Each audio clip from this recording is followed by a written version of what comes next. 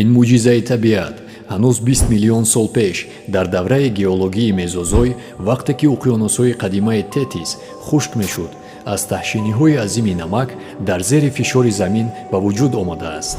Ин кӯҳи муқаддас номи худро ба шарафи як шахсияти динӣ ва орифи машҳур, ки мувофиқи ривоятҳо дар ин ҷо зиндагӣ ва ибодат кардааст, гирифта калимаи муъмин ба маънои шахси боимон ва пок аст.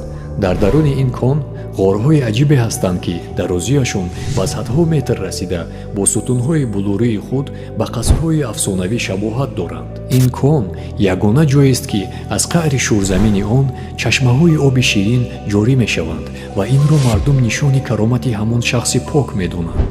ин кӯҳ на танҳо манбаи шифо барои нафас ва пӯст аст, балки бо захираи беш аз 30 миллиард тонна намак яке аз бузургтарин ганҷинаҳои дунё ба шумор меравад. ин кони намак, ки рамзи баракати замини хатлон, ки таърихи миллионсолаҳоро дар дил дорад, хоҷа муъмин мебошад.